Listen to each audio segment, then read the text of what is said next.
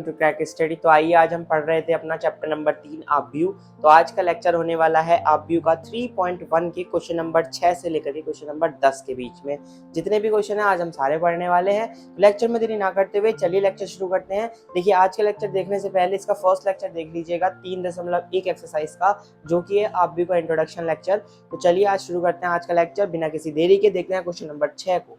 देखिए question number 6 कह रहा है कि निम्नलिखित समीकरणों में एक्स वाई जेड के मान ज्ञात कीजिए। क्वेश्चन नंबर 6 के 3 पार्ट दिए हुए हैं, पहला, दूसरा और तीसरा। और यहाँ पे आपको कुछ समीकरण दी हुई है। समीकरण क्या है? बेसिकली एक सिचुएशन दे रखी है, एक कंडीशन दे रखी है। और वो कंडीशन क्या है? तीनों में लगभग सिमिलर सी कंडीशन है बच्चों। दो आव्यूह हैं, दोनों एक दूसरे के बराबर है। देखिए दो आव्यूह हैं, दोनों एक दूसरे के बराबर हैं। तो आपसे पूछा गया है एक्स वाई जेड के मान ज्ञात कीजिए। तो ऐसे हमने कई बार क्वेश्चन हमने करे भी हैं, शॉर्ट्स में मैंने बहुत सारी शॉर्ट्स भी अपलोड कर रखी हैं, आप देख सकते हैं। क्रैक शॉर्ट्स करके एक चैनल है, वहां पे आव्यूह के सारे शॉर्ट्स और इंपॉर्टेंट क्वेश्चन आपको मिल जाएंगे।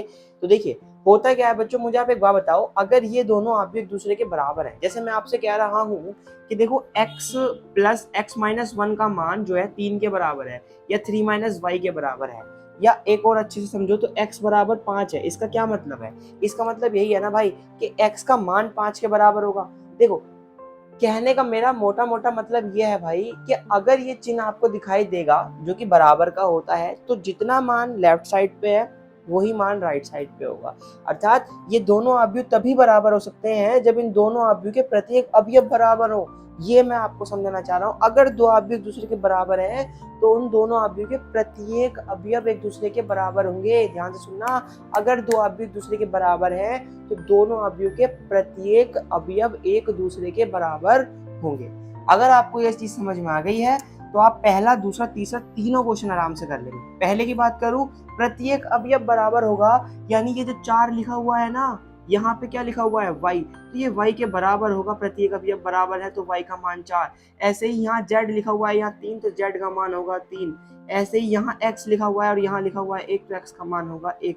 देखो क्वेश्चन की सिचुएशन तभी अप्लाई होगी, ये दोनों आव्यूह दूसरे के इक्वल तभी होंगे जब प्रत्येक अवयव बराबर हो। आगे आपको बात समझ में? जब ही बराबर होंगे जब दोनों प्रत्येक अवयव बराबर, प्रत्येक अवयव हमने बराबर कर दिया। सेकंड सिचुएशन में प्रत्येक अवयव बराबर हो, यानी x प्लस वाई का मान 6 के बराबर हो, 2 का मान 2 के बराबर हो। देखो यहीं से भी देख सकते हो 5 का मान 5 के बराबर, प्रत्येक अवयव बराबर है।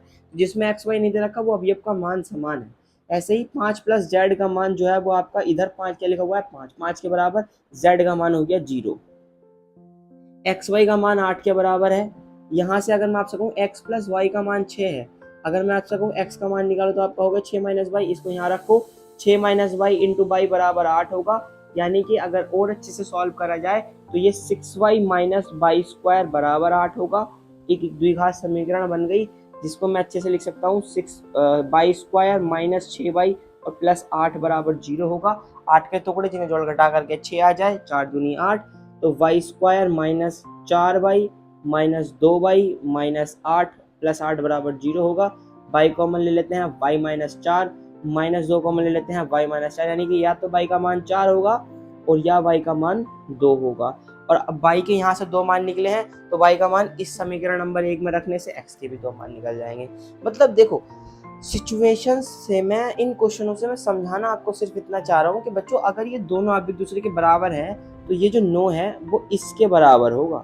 और बाकी आप यहाँ से सॉल्व आप खुद से कर सकते हैं कि x प्लस वाई का मान, अगर x plus Y plus Z का मान 9 के बराबर है, x प्लस जेड का मान 5 के बराबर है, तो y प्लस जेड का मान 7 के बराबर है। अब देखो इस समीकरण में देखो y प्लस जेड का मान 7 है तो x का मान क्या हो जाएगा? y प्लस जेड की जगह 7, तो 9 माइनस 7 यानी x का मान आ गया 2। x का मान 2 आते ही इस समीकरण से z का मान आ जाएगा 3। x का मान, z का मान 3 आया तो y का मान इसमें रखो 3 2 5, यानी कि y का मान आ जाएगा 4। आ गया, क्वेश्चन खत्म हो गया। तो मैं कहना इतना चाह रहा हूं, अगर दो आव्यूह बराबर हैं तो उन आव्यूह के प्रत्येक अवयव एक दूसरे के बराबर होंगे। आई होप आप इतना समझ गए। अगर आप ये समझ गए तो आपका क्वेश्चन नंबर 6 हो गया। क्वेश्चन नंबर 6 होते ही आपको क्वेश्चन नंबर 7 भी हो जाएगा और same as it is question number 9 भी हो जाएगा। अब ये सारे आप मुझसे करेंगे। आइए आप बताइए जरा मुझे कैसे हो जाएगा। समीकरण दे रखी है कि ये आव्यूह इस आव्यूह के बराबर है और एबीसीडी के मान पूछिए। यहाँ पूछे एक्स वाई जेड के, यहाँ पूछे एबीसीडी के। कुछ नहीं है, जैसे मैंने बताया अगर दो अवयव एक दूसरे के बराबर है तो प्रत्येक अवयव एक दूसरे के बराबर होगा।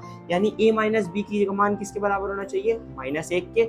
इसी प्रकार से 2a माइनस बी का मान किसके बराबर होना चाहिए, तो आपका हो गया 0 के। यही समीकरणों को खत्म करो जल्दी, माइनस करो, ये माइनस ये प्लस ये माइनस खत्म हो गया, माइनस का a बराबर आया -1 माइनस के, यानी कि माइनस का 1 खत्म, a का मान आ गया 1, a का मान 1 आते ही ये रखो, 2a प्लस c का मान किसके बराबर होना चाहिए 5 है, a का मान 1 रखते ही c का मान आ गया 3, c का मान 3 आते ही ये चौथी कंपैरिजन कर लो, 3c प्लस d का मान किसके बराबर होना चाहिए 13 के। देखो यहाँ लिखा हुआ है ना 3c प्लस d, और बराबर के मैट्रिक्स में इस जगह पे क्या लिखा हुआ है 13, तो 3c प्लस d का मान 13 के बराबर, c आया है 3, 3 3 9, तो d का मान आ गया जी 4।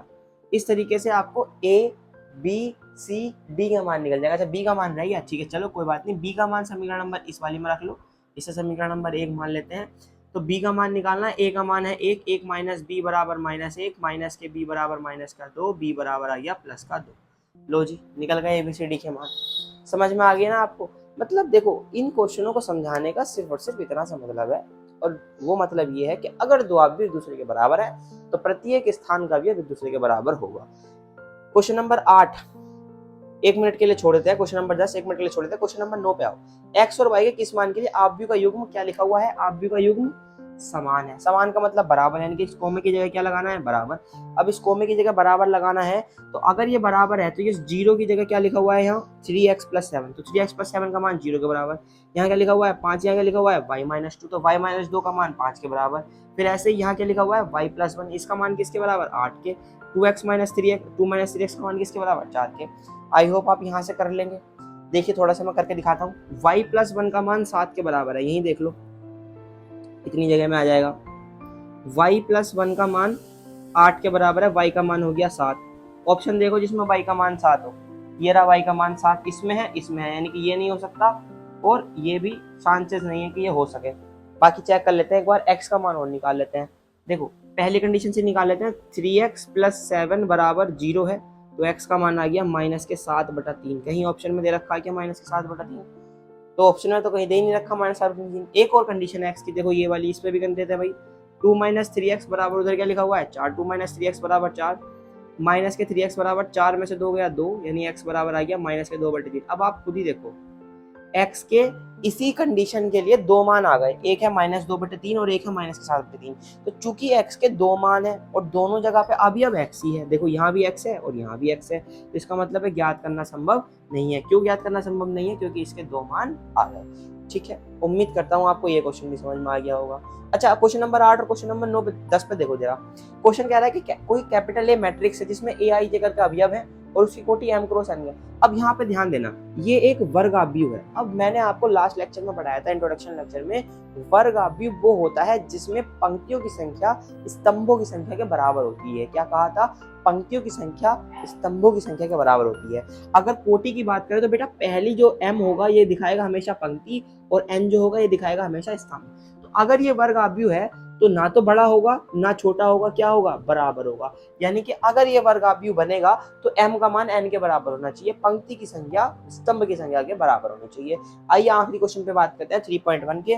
3x3 की कोटि के ऐसे अवयवों की संख्या ज्ञात कीजिए, या ऐसे अवयवों की संख्या कितनी होगी जिनकी प्रविष्टि 0 या 1 है। इसका कहने का क्या तात्पर्य है, 3x3 के ऐसे कितने अवयव बन सकते हैं जिनके अवयव या तो 0 होंगे या 1 होगा। मतलब अवयव सिर्फ और सिर्फ 2 होंगे, या तो 0 या फिर 1। देखो अगर आपको इस तरीके के क्वेश्चन करना है जिसमें आपको अवयव ऑलरेडी दे रखे हैं, तो आप मुझे बताओ अवयव आपको दे कितने रखे हैं, 0 1, दो अवयव दे रखे हैं ना।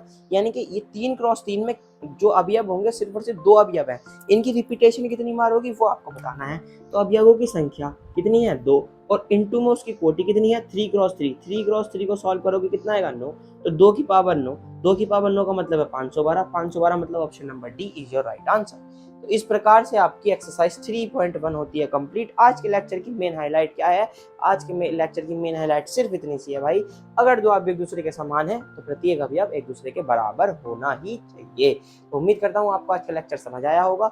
अगर लेक्चर अच्छा लगा है, चीजें समझ आई हैं, तो लेक्चर को लाइक कर दीजिए, शेयर कर दीजिए अपने दोस्तों के साथ, और ऐसे ही लेक्चर देखने के लिए चैनल को कर दीजिए सब्सक्राइब। तो मिलते हैं नेक्स्ट वीडियो में, नेक्स्ट लेक्चर में 3.2 के साथ। तब तक के लिए अपना ध्यान रखिएगा। Take care, bye bye, see you.